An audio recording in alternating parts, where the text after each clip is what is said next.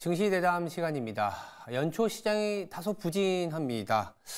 이번 주는 또 굉장히 많은 경제지표, 물가지표가 있죠. 그리고 CES, JP모건 헬스케어 등 굵직한 이벤트도 있습니다. 그리고 어제 LG전자에 이어서 삼성전자 잠정 실적도 나오면서 4분기 본격적인 실적 시즌도 시작됩니다. 상당히 많은 이벤트들이 있는데요. 이분 모시고 시장 얘기 나눠보도록 하겠습니다. 황유현 신한투자증권 영업부 과장 나와 있습니다. 안녕하세요. 네, 안녕하십니까. 네. 오늘의 주제는 1월에 조금 1월 효과가 무색해진 시장, 그렇죠. 네. 이런 얘기로 좀 시작을 해볼 텐데요. 4분기 실적을 좀 앞두고 있습니다. 네. 바로 뒤에 카카오가 나와서 네. 카카오 얘기를 할 수도 있고요. 네. 일단은 전반적인 얘기를 좀 해보겠습니다. 국내 증시가 10주 만에 하락을 했습니다. 한 주 정도는 좀 숨고르기였다라고도 볼 수 있는데, 제가 이제 서두에 얘기 드린 것처럼 상당히 많은 이벤트가 있습니다. 이번 주에 JP모건 헬스케어 더불어서 이 CES, 간밤에 미국에서는 엔비디아가 거의 5% 급등을 하면서 나스닥이 2% 가까운 2% 넘는 반등을 보여줬는데, 어떻게 봐야 될까요? 1월 증시. 지금 변동성 증시 요약을 잘 해주셔가지고요. 네. 변동성 증시가 계속 되는 것 같아요. 사실 연초 랠리 우리 효과를 기대했었는데 제가 두 가지 시나리오를 말씀드렸었는데 만약에 이제 조금 급등이 나왔으면 좀 분명히 이벤트들을 앞두고 차익 실현이 나올 거다 그런 역할이었는데 사실 우리가 12월 증시부터 조금 돌려봐야 될 것 같아요. 작년 12월 증시부터 보게 된다라고 하면 사실 조금 12월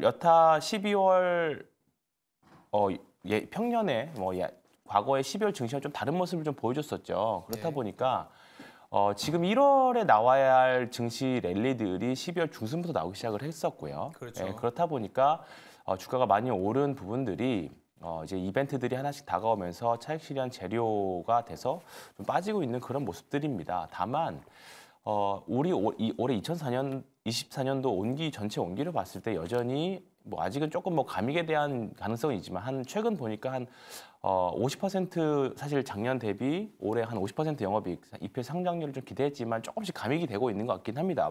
예전에 센터장님께서 말씀하셨던 것처럼 그럼에도 불구하고 변하지 않는 거는 여전히 작년보다는 올해는 분명히 좋아지긴 한다. 그런 부분에 있어서는 큰 틀은 변화가 없습니다. 그 상황이고 큰 그림들도 사실 변화가 없는 상황이죠. 다만 종목들 간에 좀 많이 급등한 종목들이 차익 실현 나오고 있는 부분들이기도 하고 실적 시즌 앞두고 나서 종목들 간에 좀 변동성이 있는 그 정도로 좀 보시면 좋을 것 같고요. 그리고 이제 공매도가 중단된 이후에 오히려 이제 종목들이 변동성이 좀 굉장히 좀 강해진 모습들이 보여집니다. 어느 정도 예상했던 부분들이기도 한데 좀 종목들이 한번 세게 올라갈 때는 강하게 가지만 떨어질 때도 좀 강하게 빠지는, 특히 기아 같은 종목들, 자동차 업종들 보면 그렇죠.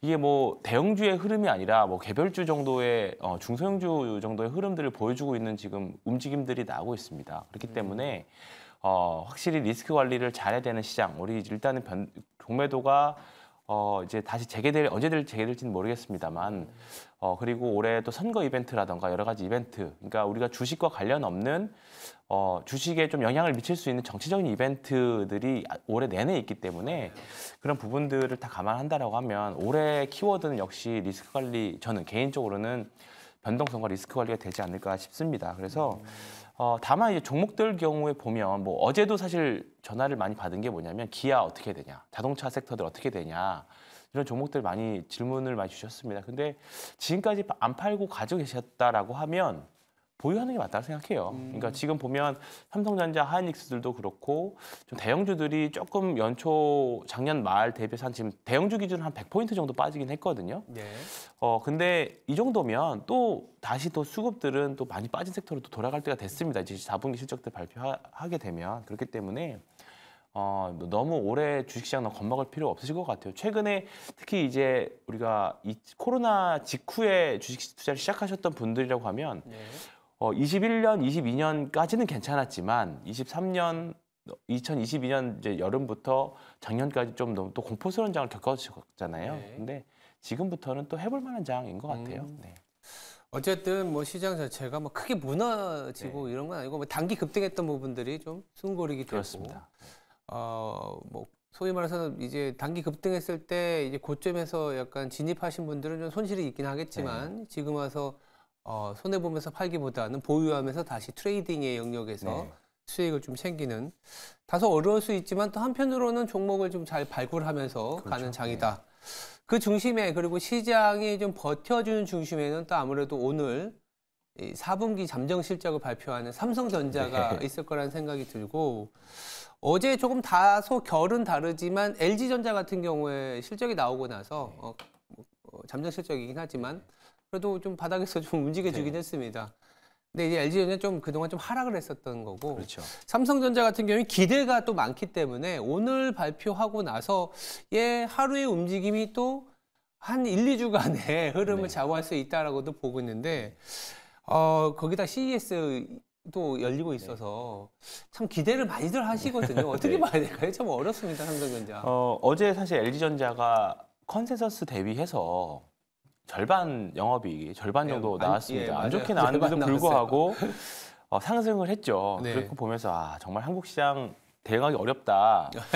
뭐 사실 조금 어느 정도 미스 나서 이제 주가가 반등하는 건 뭐 그럴 수 있다 치는데 사실 그 정도였으면 주가가 오르긴 좀 쉽지 않았다라고 생각하는 게 상식적인데 어제 주가는 반등을 했고요. 근데 이제 과거들의 또 데이터들을 보면 4분기 실적은 사실 주가에 크게 영향을 미친 부분들은 아니었던 것 같아요. 네. 오히려 이제 2024년도 또는 불확실성 해소 2024년도 실적이나 불확실성의 해소 정도로 보는 주가 흐름들이 많이 있었던 것 같고요. 어제 엔비디아도 많이 올랐고 삼성전자 오늘 실적 발표하는데 일단은 컨센은 2024분기 컨센 한 3.7조 정도 되는 것 같아요. 3.7조. 이제 4분기를 기점으로 올라가고 있고 올해 이제 영업이익이 한 35조 정도 예상하고 있습니다. 그리고 내년이 한 50조 정도 컨센이 잡혀 있습니다. 물론 내년은 어떻게 될지는 모르겠지만. 그렇죠. 네, 그럼에도 불구하고 2018년도 삼성전자 최고 실적이 한 영업이익 기준으로 59조였거든요. 59조. 내년도에 50조 벌어도 사실 그거에 못 미치는 상황이기는 합니다. 근데 2018년도에 59조를 정도를 냈지만 주가의 꼭지는 2017년에 나왔거든요. 맞아요. 그러니까 결국은 이게 주가가 레벨은 확실히 다르기는 하지만 또 이제 평가를 또 다르게 보고 있는 관점이긴 하지만 과연 삼성전자의 피크아웃이 언제 아직 논란을 가기까지는 너무 이르지만 주가가 상승한다라고 하면 올해하고 내년까지지 않을까 일단은 그렇게 생각을 하고 있습니다. 2년 정도의 사이클을 본다라고 하면 그렇기 때문에 오늘 4분기 삼성전자 실적이 어떻게 내놓더라도 어쨌든 서두에 말씀드렸던 것처럼 2024년도 온기론 분명히 좋아지는 구간입니다. 그렇기 때문에 조금 중장기 투자하시는 분들 입장에서는 조금 담기 참 좋은 구간일 거라고 생각을 좀 계속 하고 있고요. 네.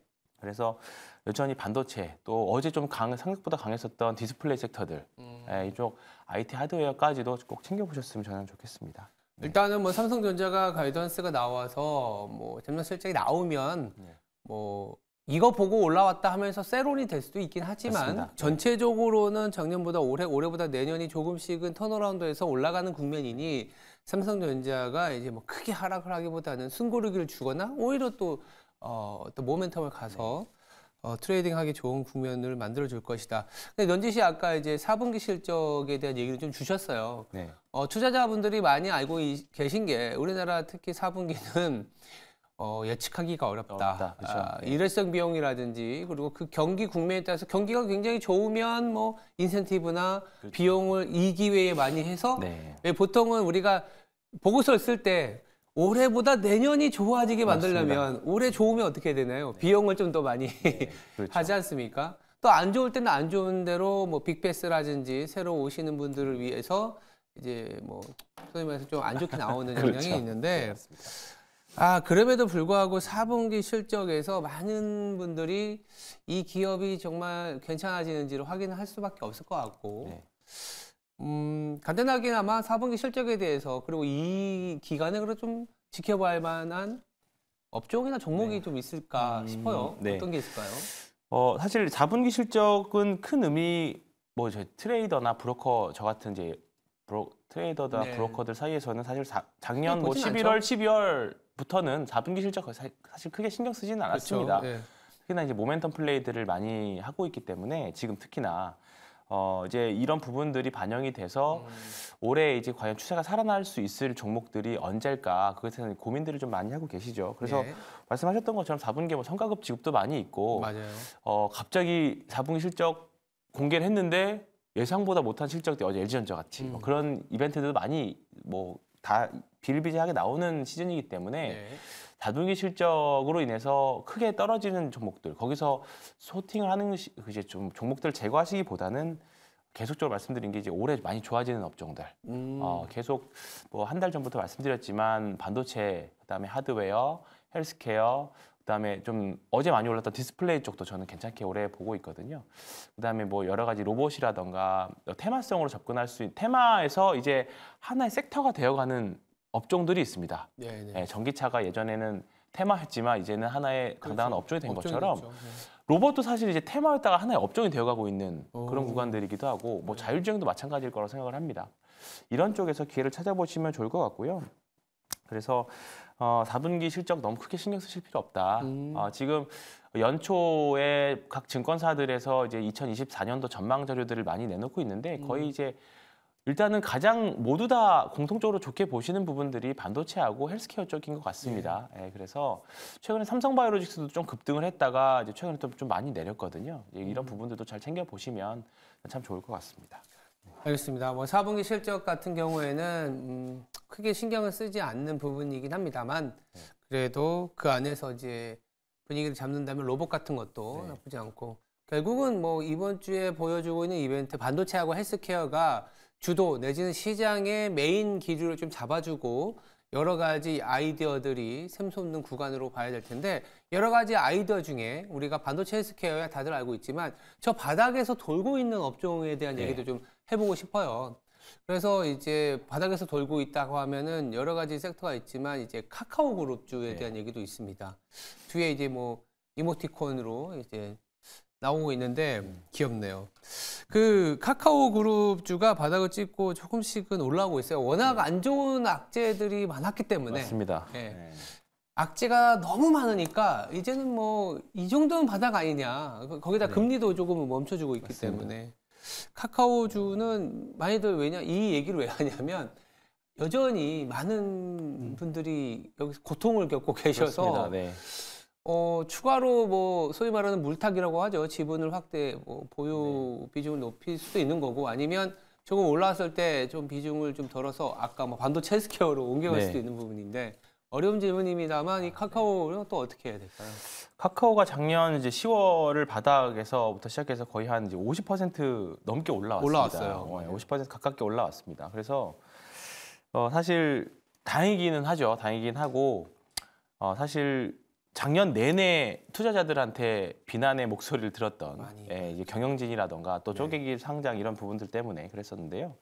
카카오 일단은 올해 냉정하게 보면 일단은 작년보다는 올해 손익은 많이 좋아집니다. 많이 좋아지고 최근에 네이버와 카카오 어제 특히 대형주가 안 좋았음에도 불구하고 네이버 카카오는 AI 이슈로 여전히 가지면서 좀 올라왔던 이제 빅테크 우리나라 대표적인 빅테크 회사 중에 하나입니다. 근데 올해 카카오 그룹주들이 전반적으로 다 증익 구간이기는 해요. 뭐 뱅크까지도 포함해서. 근데 여전히 조금 추세를 돌리기에는 저는 아직은 조금 이르다라고 생각을 합니다. 차라리 네이버 쪽이 좀 더 낫다라고 생각하는데 다만 이제 좀 단기 매매로 끊어가기에는 이런 최근에 AI 이벤트로 가시기에는 카카오가 당연히 변동성이 좀 크기 때문에 좀 더 낫지만 그게 아니라 저는 조금 더 길게 끌고 간다라고 하면 네이버 쪽이 좀 확실히 좀 AI 관련해서 이미 사업 모델을 발표한 네이버 쪽이 좀 더 낫다라고 생각이 좀 들고 있고요. 네. 카카오가 지금 들고 계신 분이라고 하면 사실 매도나 매도 관점보다는 그냥 저는 물타기도 아니고 그냥 저는 있는 수량만 가지고 가셨으면 좋겠어요. 있는 수량만. 그래서 조금 더 제가 프리미엄을 주고 비싸게 사더라도 지금보다 주가가 조금 더 올라와야 추세가 명확하게 형성이 될 수 있다고 보거든요. 네. 그렇기 때문에 만약에 또 반도체 쪽으로 또 매기가 또 쏠린다라고 하면 우리가 최근에 지난주까지만 해도 자동차가 계속 치고 갈 것 같았지만 또 빠졌던 것처럼 그렇죠. 아마 올해 내내는 이런 식의 순환매가 계속 될 거기 때문에 어느 정도 올라오면 또 주가가 밀릴 경우가 있을 겁니다. 이제 그럴 때나 좀 물타기를 해서 또 추가 매수한 물량만 또 올라오면 또 매도하고 이렇게 좀 수량 늘리기 전략들이 좀 전략들을 하시는 게 좀 낫지 않을까 생각을 합니다. 일단은 긍정적인 관점이긴 합니다만 사실 상대적으로 좋은 섹터가 사실 좀 더 많죠. 네, 그런 관점으로 보셨으면 좋겠습니다. 그리고 이제 또 하나의 걱정거리의 섹터가 있습니다. 최근에 뉴스에 상당히 많이 나오죠. 이제 건설 업종인데 한편으로는 그렇게 생각해요. 이게 태형건설의 워크아웃으로 인해서 여러 건설사들을 막 또 다른 제2의 태형건설이 있는 거 아니냐 하겠지만 오히려 이게 봉합이 되고 나면 건설주 봐야 되는 거 아니냐. 왜냐하면 건설주 최근에 국내에만 몰입하면은 기회가 없어 보이지만 지금 중동이나 이런 돈 많이 지금 엄청 쏟아붓고 있거든요. 이쪽에서 또 현금이 들어올 수 있는, 매출이 일어날 수 있는 상황이 있기 때문에 마지막으로 건설주에 대한 얘기 좀 조심스럽긴 하지만 건설주를 보자라는 중장기적인 시각을 갖고 계신 분도 있거든요. 어떻게 보세요? 동의하지 못합니다. 아, 그래요? 아니, 이거는 제가 질문을 하는 거예요. 그래서 그렇게 말씀하시는 분이 있어요. 맞아요. 근데 굳이 투자자 입장에서 굳이 좋은 게 널린 종목들이 좋은 것도 많고 거기서 지금 수익을 낼까 말까인데 이제 뭐 태양건설이나 이런 변동성 이용해서 장중에서 이제 끊어서 매매하시면 좋은데 굳이 더 추세가 좋고 올해 확실하게 증익을 보여주는 종목들도 많은데 굳이 내가 왜 변동성장에 뛰어들어가지고 마음고생을 할 이유가 있을까?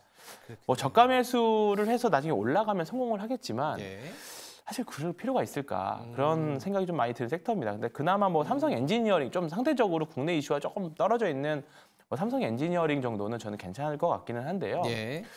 이제 우리나라 특성상 이제 명절 이후에 저는 이제 주도주가 좀 명확하게 나올 거라고 보는데 주도주가 나온다라고 하면 사실 대형주 단에서는 조금 더 격차가 좀 벌어지겠죠. 수익률 격차가. 그렇기 때문에 일단은 저도 보유하신 분들 입장에서는 굳이 매도하실 필요는 없지만 굳이 신규 매수나 추가 매수는 조금 추후에 하셔도 되지 않을까 싶습니다. 정리해보면 뭐 건설이든 카카오든 뭐 바닥에서 돌고 엄청난 바닥에서의 변동성이 나서 사실 어렵잖아요. 트레이딩을 하는 거는 뭐 맞지만 결국 추세가 살아있고 꿈과 희망, 성장에 대한 기대가 있는 이제 뭐 여러 번 얘기 들었지만 뭐 헬스케어나 반도체 그 안에서 또 로봇 이런 수급이 좀 들어오고 어느 정도 트렌드가 살아있는 업종에서의 기회 찾기가 더 나아 보인다. 이렇게 정리해 볼 수 있겠습니다. 네, 지금까지 황유연 신한투자증권 영업부 과장이었습니다. 감사합니다. 네, 고맙습니다.